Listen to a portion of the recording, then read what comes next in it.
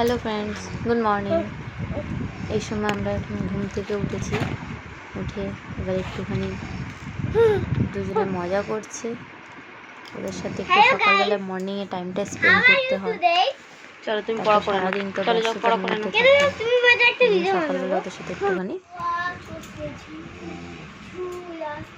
এখানে এবার আমি সব কাজ করা স্টার্ট করে দিয়েছি। তাড়াতাড়ি করে করবো, তবে তাড়াতাড়ি হবে।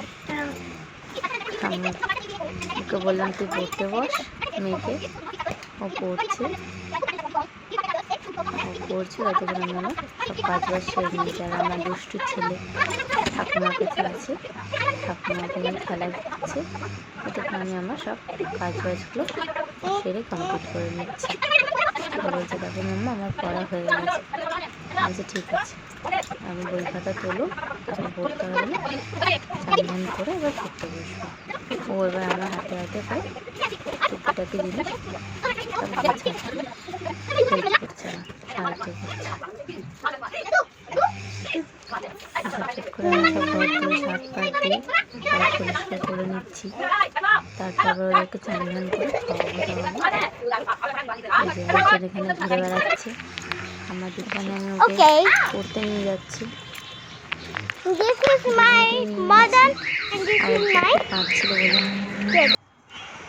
পড়তে দিয়ে চলে এসেছি। আর ওর সাথে খেলা হচ্ছে, একটুখানি সাথে আনন্দ পায়।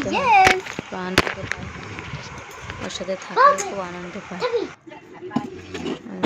ছেলের জন্য টিফিন করতে চলে এসেছি। ওদের জন্য একটুখানি কিছু ইভিনিং স্ন্যাক্স কিছু বানাচ্ছি টিফিনের জন্য।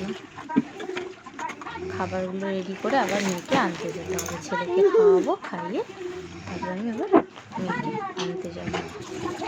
ছেলেটা এখন ঠাকুমার কাছে আছে। ঠাকুমা বললো তুই যা, ওদের জন্য টিফিনটা বানিয়ে নিয়ে আমি যতক্ষণ ওকে ধরে বসছি খেলাচ্ছি।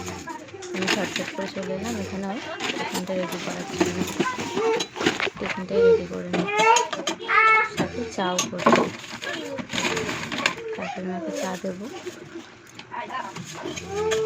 টিফিনটা বানানো হয়ে গেলে এবার মেয়েকে আনতে, ওকে ছেলেটাকে খাইয়ে মেয়েটাকে আনতে আবার যাবো। আবার মেয়ে এসে কিনে খেতে হবে, এই জন্য ওকেও রেডি করে রেখে নিচ্ছি। প্লিজ ফ্রেন্ডস, যদি আমার ডেলি ব্লগ ভালো লাগে, আমি একটু পুরোটা করতে পারছি না, অল্প করে করছি, একটু জিনিসগুলো দেখাতে পারছি। যদি ভালো লাগে প্লিজ সাবস্ক্রাইব করবেন, লাইক করবেন, সাবস্ক্রাইব করবেন প্লিজ। এই যে আমার ছেলে কাঁদছে বলে আমি চলে গেলাম। ওদেরকে নিয়ে এসে ছেলেটাকে নিয়ে এসে ওকে নিয়ে করছি, কোলে করে নিয়ে রয়েছি। ঠিক আছে ফ্রেন্ডস, বাই।